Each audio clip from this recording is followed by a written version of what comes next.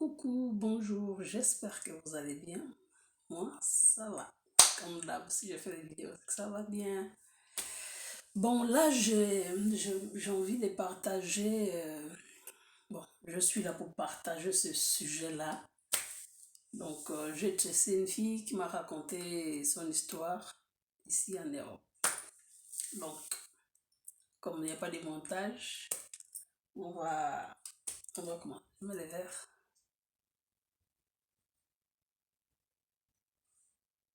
C'est mieux? Bon, pas grave. Donc, voilà.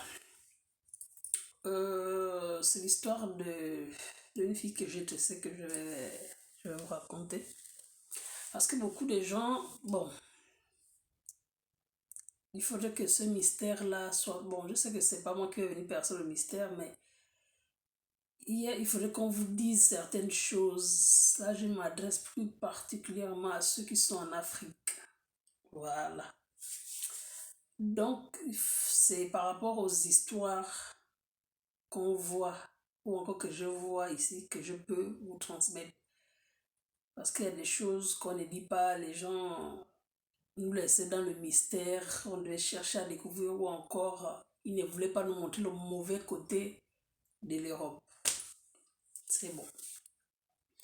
Donc, j'ai tracé une fille, voilà, une Ivoirienne plus précisément.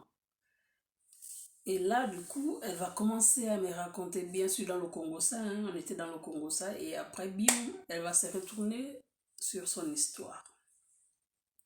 La fille, normalement, a quitté la Côte d'Ivoire pour l'Italie, chez son papa, qui était déjà devenu italien. Voilà. Donc, elle va chez son papa. Ça ne marche pas aussi chez son papa. Et sa fille, oui, il était obligé de donner les papiers à sa fille. Donc, automatiquement, puisque le papa est français et elle est venue mineure, automatiquement, elle est devenue italienne, les papiers. Voilà. Donc, elle est restée chez son papa, mais c'était pas ça. Ou encore, elle était maltraitée chez son propre père. Son propre père. Je ne veux pas aussi dire qu'elle était maltraitée, mais elle ne se sentait pas bien chez son père. La vie qu'elle vivait chez son père, pour elle, c'était pas normal. Pour elle, elle était censée avoir plus d'amour. En retour, le papa ou encore la famille ne lui a pas donné assez d'amour. Donc voilà comment elle décide de quitter l'Italie. Bien sûr, dans les échos, on lui a dit que la France était mieux que l'Italie. Donc vous savez, quand vous dites qu'un pays est mieux que là où vous êtes, vous cherchez à aller dans ce pays-là pour avoir une vie dont on mérite ou qu'on pense qu'on mérite ou encore on veut mieux vivre. Voilà. Donc elle a décidé de venir en France. Elle est venue en France avec une amie. Et ce dont elle est venue faire en France, elle était chez une amie. Voilà. Donc elle pensait changer son papier italien pour rester en France. Donc elle voulait changer le papier italien pour pour avoir au minimum une carte de séjour française. Voilà. Donc à sa grande surprise, c'était pas possible. Mais qu'elle avait le droit de travailler parce qu'elle était italienne. Donc il y a déjà une différence. Un Italien peut rester en France et travailler. Mais quelqu'un qui a un titre de séjour italien ne peut pas rester en France et travailler. Tu peux avoir le titre de séjour. Tu peux rester en France, mais tu ne peux pas travailler sans autorisation.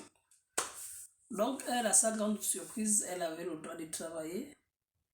Et pour le travail, on lui a demandé une carte vitale. Elle disait que c'était un peu compliqué. Donc et puis il fallait répartir. Elle, sachant qu'elle avait le droit de travailler avec sa nationalité italienne, elle a dit, mais pourquoi je vais répartir? en Italie, entre-temps, je peux travailler. Il suffit juste de chercher la carte vitale. Et pour la carte vitale, il fallait qu'elle soit chez quelqu'un qui a, je crois, les papiers ici en France, ou encore qui a... pour avoir l'assurance maladie, il faut passer au moins 3 mois. Donc, elle a préféré aller chez quelqu'un. Elle a appelé sa copine qui est en Côte d'Ivoire, à qui elle a exposé, à qui elle a exposé son problème. Bien évidemment, la copine veut l'aider. Elle lui a dit, attends, je vais appeler ma tante qui vit aussi là-bas. Donc, elle a proposé à sa tante. La tante a accepté. Elle a accepté, vraiment gentille. Et voilà, la fille est allée chez la tata de sa copine. Au début, c'était bien. C'était après.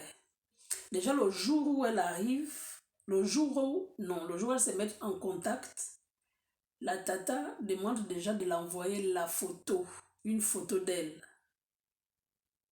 Non, elle avait demandé à sa nièce de l'envoyer une photo de sa copine qui voulait aller chez elle, sous prétexte qu'elle ne veut pas que la fille lui pique son mari.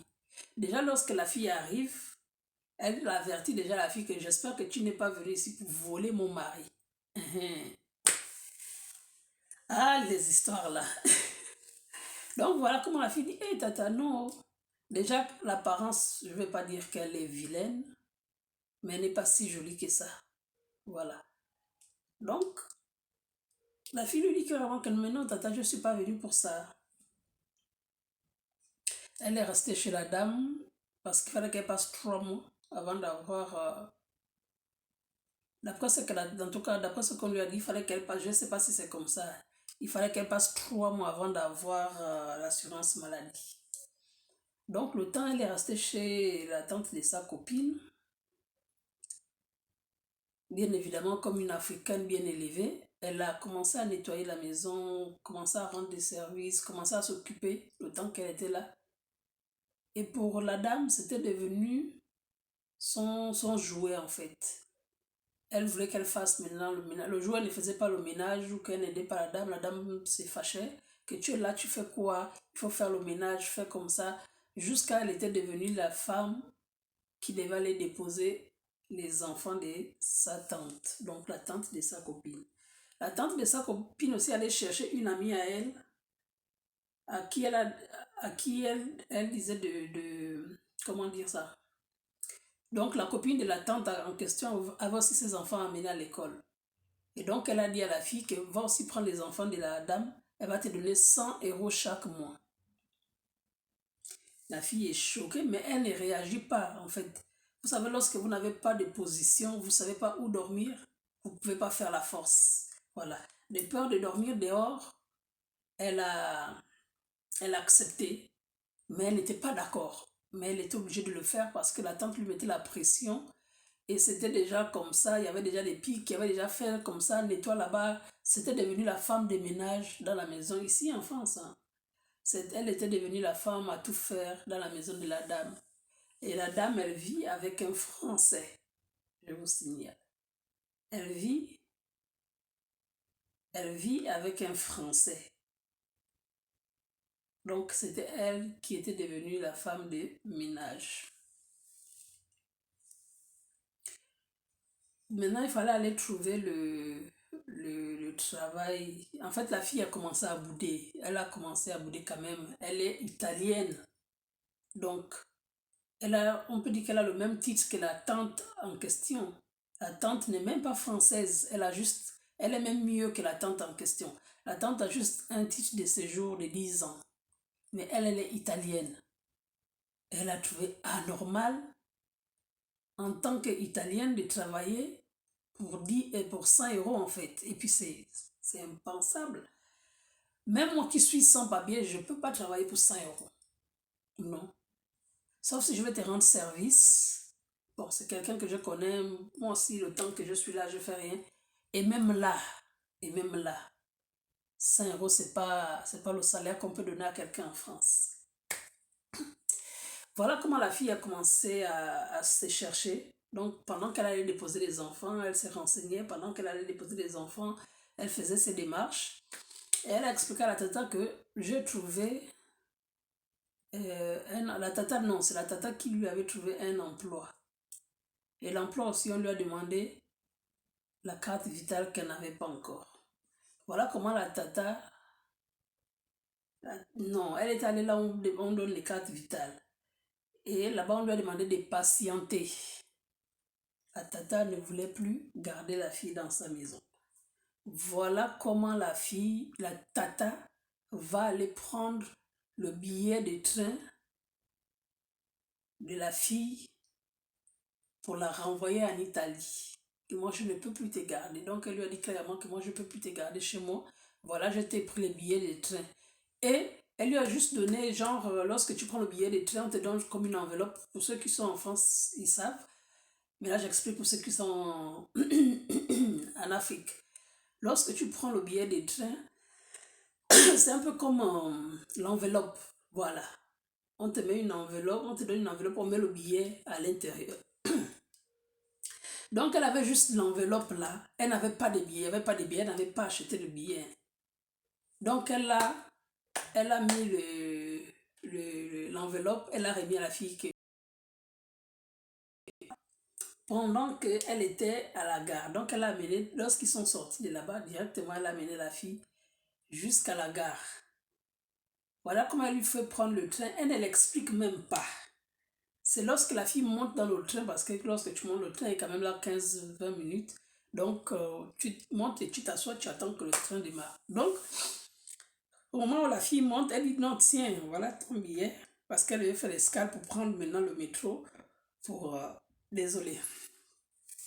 Elle devait faire l'escale parce que le New York jusqu'en Italie, c'est pas possible.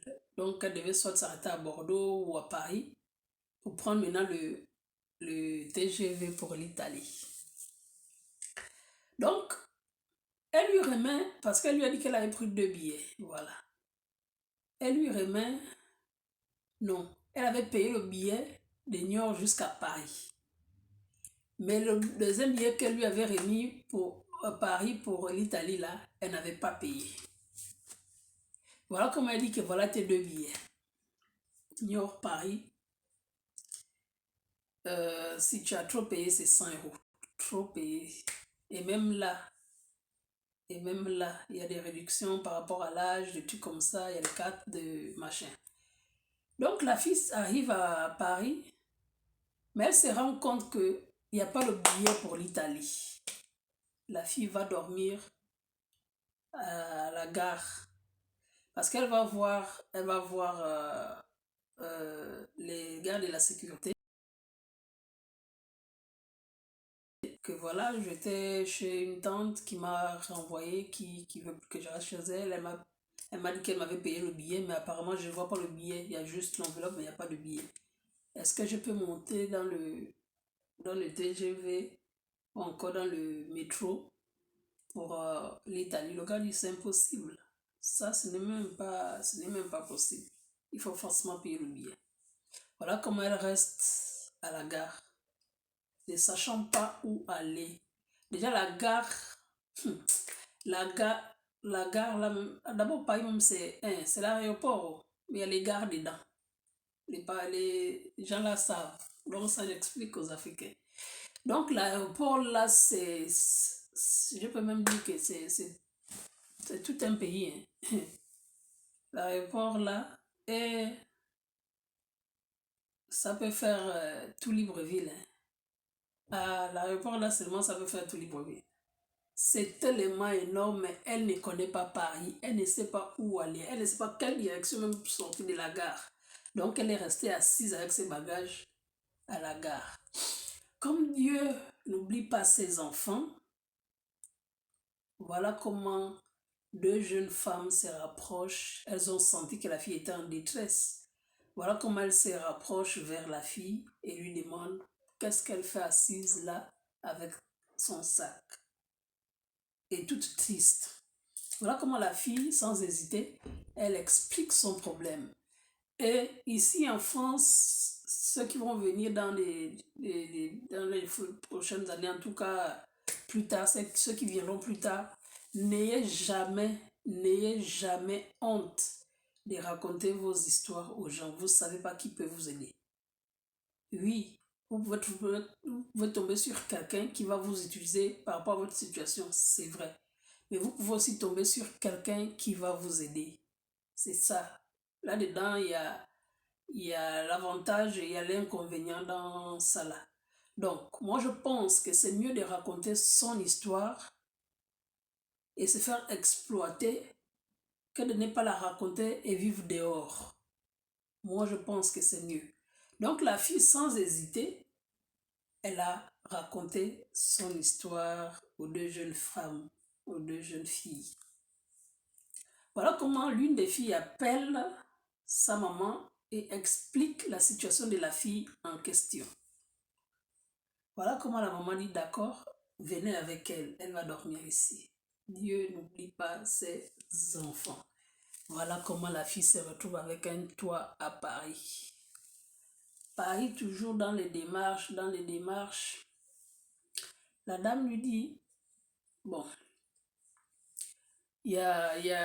puisqu'elle est italienne, il y a des endroits pour des mineurs en fait. C'est pour les mineurs. Il y a des endroits où on te prend en charge. Les moins de 20 ans, les moins de 30 ans, voilà. Tu es prise en charge. Mais pour ça, d'abord, il faudrait qu'on accepte. Elle, comme elle était italienne, c'était possible d'échanger, de lui donner un titre de séjour. Et elle avait le droit de travailler parce qu'elle est italienne. Elle a le droit de travailler. Il fallait juste ce truc-là. Mais comme il y a des associations qui s'occupent de ce genre de cas, mais elle ne savait pas, même moi je ne savais pas. Voilà. Il y a des associations, il y a des organisations ici qui s'occupent des gens qui sont en détresse. Mais chacun son cas. Voilà. Chacun, par exemple, eux, là où elle est partie, ils s'occupent des mineurs qui ont la nationalité soit espagnole, soit italienne, soit dans les autres villes. Mais tant que tu es mineur, c'est possible qu'on change ton papier ou encore c'est possible qu'on te donne une autorisation de travailler. Voilà comment elle se rend là-bas. La dame l'avait expliqué. Ils ont cherché ici, tout est sur Internet. Ils ont pris le numéro de l'association sur Internet, ils ont appelé. Ils ont dit que oui, ils pouvaient la recevoir. Voilà comment la dame a pris encore le billet parce qu'elle n'avait pas d'argent. C'est ça, elle n'avait pas d'argent. Voilà comment la dame qui l'a hébergée à Paris l'a payé le billet, l'a renvoyé ici à Niort. Dans ça, dès qu'elle arrive déjà directement, elle se rend à l'association. L'association dit que oui, c'est possible qu'on t'aide avec ton papier. Comme Dieu n'oublie jamais, Dieu n'oublie jamais ses enfants. On l'a envoyé dans un foyer pour mineurs. Non, jeune travailleur. Oui, parce qu'elle avait le droit de travailler, il fallait juste le papier, la carte vitale pour qu'elle travaille. Donc le temps que les associations là ou encore les organisations là lui fassent la carte vitale, ils l'ont emmené dans un foyer où on lui donnait 400 € chaque mois. Donc imaginez-vous quelqu'un qui ne savait pas quoi faire, quelqu'un qui... Ça veut dire qu'elle s'est retrouvée dans une situation... En tout cas, Dieu n'oublie pas ses enfants. La dame l'a vraiment sauvée. Donc, elle est restée le temps qu'il fallait. L'association s'occupait, l'organisation s'occupait de l'association. L'organisation, c'est pareil. Donc, l'association s'est occupée d'elle jusqu'à ce qu'elle obtienne un droit de travail ou encore un titre de séjour parce qu'il fallait juste l'échanger. Donc, depuis lors, elle travaille. Mais imaginez ce qu'elle vit pendant qu'elle est là. Imaginez donc, Niort, c'est une petite ville. Il y a un coin où tout le monde, tu vas voir les gens que tu n'as jamais vus à Niort. Tu vas à la brèche. À la brèche, là, tu t'assois. Les gens que tu n'as jamais vus, bien les gens que tu cherches.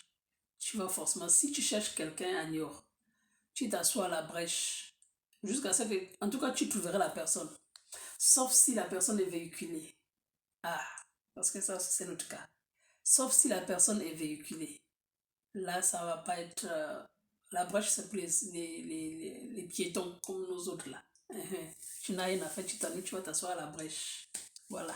Tu veux boire un jus, il y a les bars alignés, il y a les magasins. C'est là même où tout se passe. Donc, elle rencontre la tata en question. Comme une fille bien élevée, elle dit quand même bonjour à sa tata. Elle salue ça. Donc, toi, tu es là. Tu es là et tu ne viens pas me voir. Elle dit, ah, tata, mais je suis là, je n'ai pas le temps, le travail. Ah, jusqu'à, tu faut venir me voir, hein, donne-moi ton numéro. Donne-moi ton numéro, je vais t'appeler. Donc, la sorcière, le diable en personne, a maintenant besoin du numéro de la... Comme elle travaille déjà, parce que ici, c'est ça. Les sans-papiers là sont pris pour des jouets. Les gens qui ont des papiers utilisent les gens qui n'ont pas des papiers. Comme la fille a maintenant des papiers, là je crois qu'elle veut maintenant faire l'amitié avec la fille. Ou encore elle veut l'escroquer. Parce que malgré ça, même elle a croisé la fille. Elle a réclamé l'argent des billets qu'elle avait acheté. La fille, comme une fille, comme un enfant bien éduqué, un enfant qui ne cherche pas les histoires, bah oui, parce que c'est ce que je veux dire. Parce que s'il y avait eu un échange, c'était les histoires. Donc la fille, elle a réclamé l'argent à la fille. La fille, sachant qu'il n'y avait pas le billet de l'Italie dedans, la go lui a demandé de payer 150 euros. Non, la go lui avait demandé de payer 500 euros. La go lui dit 500 euros. Tata, moi je ne peux pas te donner 500 euros. Voilà comment la fille lui a donné 150 euros. Elle dit à la fille, oh merci, c'est gentil, tu peux garder le reste, tu es ma petite soeur. Tu es ma fille. Bon, appelle-moi, hein. Jean dansant, quand elle veut escroquer, elle est consciente qu'elle n'a pas payé le billet pour l'Italie. Donc la fille aussi, tu sens que c'est quelqu'un qui n'aime pas les problèmes. Elle a dit en tout cas, le fait qu'elle n'ait pas payé le billet de l'Italie là, c'est ça, j'ai dit Dieu merci. Parce que si elle avait payé le billet de l'Italie, alors là, je serais en Italie. Donc, l'argent là, je lui ai donné parce qu'elle n'avait pas... En fait, c'est une manière de dire merci pour le service que tu m'as rendu. Le fait que tu n'aies pas payé le billet de l'Italie. Et le reste, c'est Dieu qui a tout fait. Donc, un jour, elle appelle la fille. Elle lui fait le reproche. Mais toi, tu es une petite impolie. C'est quoi ça? Je t'ai demandé de m'appeler, tu ne m'appelles pas. En fait, la fille a dit, j'étais choquée. D'abord, je vais supprimer ton numéro. La fille lui a dit simplement que, ok, supprime mon numéro. De toutes les façons, je ne vais jamais t'appeler. Et moi, je pense que c'est normal. Elle-même, elle a été polie. Oui, elle a été polie. Du fait qu'elle lui remette l'argent, du fait qu'elle lui dise bonjour, moi, je ne veux même pas te dire bonjour, sincèrement. Je suis en détresse. Tu arranges mon voyage, tu me fais voyager, je ne suis pas au courant moi-même. Tu me mets dans le train, tu dis que tu as payé les billets. Tu n'as payé qu'un seul billet. Et l'autre billet, tu savais que là où je partais, là, je ne devais pas prendre le train. Parce que c'est pas possible. C'est pas possible de prendre le train si tu n'as pas payé. Maintenant, si tu arrives à prendre le train que tu n'as pas payé, parce que dans les trains, il y a les contrôleurs. Ils contrôlent les billets. Et si tu n'as pas au prochain arrêt, on te fait descendre. Si tu as les papiers, on va même te coller l'amende. Tu donnes ta carte d'identité, ils relèvent toutes tes coordonnées, on te fait payer l'amende. Si tu n'as pas de papiers, on va sauf que on va prendre même ton nom. Bon, il y en a qui ne donnent pas leur vrai nom. On va prendre ton nom quand même pour signaler là-bas qu'il y a tel qui n'a pas payé. Mais au prochain arrêt, on te fait descendre. Donc imagine.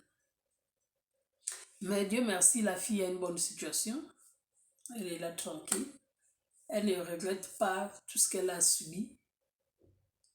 C'est pas, je ne vais pas dire que c'est aussi si grave que ça, non. Moi je pense que c'est aussi la volonté de Dieu. Et même si c'est la volonté de Dieu, il faudrait qu'on dise toujours à nos frères et nos sœurs qui nous maltraitent là, que ce que tu as fait, je n'ai pas aimé. Moi je pense. Et puis chacun a son truc. Donc c'était ça la petite histoire d'aujourd'hui. La fille, elle travaille déjà, elle est toujours au foyer. Là, elle a fait une demande de logement, donc bientôt elle ne veut pas rester au foyer parce que Bon, j'ai passé une journée avec elle, j'ai vu que c'était une fille très, très, très timide. Donc, elle veut son espace. Voilà, elle a déjà fait une demande de logement. Mais en ce moment, c'est compliqué depuis qu'il y a eu le Covid. Les logements, ça peut prendre 6 mois, 1 an, 2 ans. C'est compliqué. Mais bon, tout ça, le plus important, c'est qu'elle est logée. Elle a ses papiers. Et là, elle a acheté un ordinateur, comment dire, c'est quoi la iPhone? C'est quoi la pomme là? Hein, en tout cas, l'ordinateur là, elle a acheté ça. Mon cher, elle travaille déjà. Donc, c'était un peu la petite histoire d'aujourd'hui. Et puis, j'ai aussi... oh non, ça, je vais raconter ça dans une autre vidéo. Donc, voilà. Sachez que les gens qui vivent en Europe ne sont pas tous honnêtes. Ils ne sont... C'est pas parce qu'ils vivent en Europe qu'ils sont vrais. Voilà, c'est ça. Ce n'est pas parce qu'ils vivent en Europe qu'ils sont vrais. Donc, souvent, il faut faire... Et même là, sa copine avait appelé pour menacer. Parce que la tante s'est plainte qu'elle ne travaille pas, elle ne faut rien. Elle dit qu'elle ne sait pas laver les assiettes. Elle ne sait pas faire le ménage. Elle dit, j'étais choquée, même les assiettes. Donc sa propre copine l'avait rappelé pour l'insulter copieusement. Tu fous quoi là-bas? Tu ne fais pas le ménage, tu ne fais rien. Tu sers à quoi là-bas? Elle a simplement posé la question à sa copine qui quoi? Je suis venue chez ta tante pour faire le ménage. Moi, je pense que c'est pas ça. Elle rend service, oui, parce que les gens en France pensent que quand tu es chez eux, là, quand tu viens chez eux, c'est toi maintenant qui vas tout travailler. Elle l'a fait 2, 3 fois. Toi-même aussi fais. C'est maintenant la fille là qui va faire tous les jours parce qu'elle est chez toi. Si c'est comme ça, il ne faut plus aider les gens, s'il vous plaît. Si c'est pour dire que les gens qui viennent chez vous là, c'est maintenant eux qui vont faire le ménage, qui vont maintenant déposer vos enfants à l'école, il ne faut plus aider les gens. Ah ben, c'est pour crier sur tous les toits que je t'ai aidé, je t'ai aidé. Regarde, depuis que la dame de Paris l'a aidé, la dame là ne lui a jamais rien demandé. Jamais. C'est quelqu'un qu'elle ne connaissait pas. Hein. Toi qui es la tante de sa copine, tu réclames, toi qui vis même avec le français. Sachez aussi que vivre avec un blanc, ce n'est pas synonyme de réussite. Ici en Europe, oui, parce que les blancs en Afrique, c'est autre chose. Les blancs, vivre avec un blanc, ici en Europe, ce n'est pas synonyme. Ce n'est pas synonyme de richesse, ce n'est pas synonyme d'argent, voilà. Il y a des blancs qui n'ont pas l'argent, voilà. Il y a des filles qui vivent avec les blancs juste pour montrer aux gens que j'ai le blanc. Parfois, il n'y a pas l'amour même. Donc, arrêtez de venir mystifier les gens avec l'histoire que je suis avec un blanc, ma tante est un blanc. Le blanc, oui, tu as un mari, point barre. Blanc ou noir, c'est pareil. Comme il y a des noirs qui n'ont rien, comme il y a des blancs qui n'ont rien. Voilà. Déjà, toi, ça fait, tu as même un titre de séjour de 10 ans, tu es là, tu n'as même pas une voiture. Chez toi-même, elle dit que non, ce sont les vieux trucs qui sont là-bas. Mais bon, je ne vais pas aller loin. J'espère, je donne aussi vos avis sur les commentaires. S'il y a des gens qui regardent mes vidéos depuis l'Europe, depuis l'étranger, donnez-moi aussi vous pouvez aussi partager vos expériences sur les commentaires, partager et n'oubliez pas de liker. Voilà, c'est le plus important. Liker, partager et commenter. Je vais vous dire à tantôt.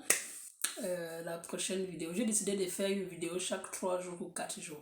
Là, maintenant, je vais garder le rythme. Oui, parce que je faisais une semaine, 10 jours. Là, je vais garder le rythme. Donc, 2 fois par semaine, je vais faire des vidéos. Pour le moment, je fais rien. Même si je récupère, même si je recommence avec le bénévolat, je vais toujours faire 2 vidéos par semaine. C'est un peu ça. Ou encore minimum une vidéo. Mais sinon, j'ai prévu faire 2 vidéos par semaine. Bon, à tout à coup.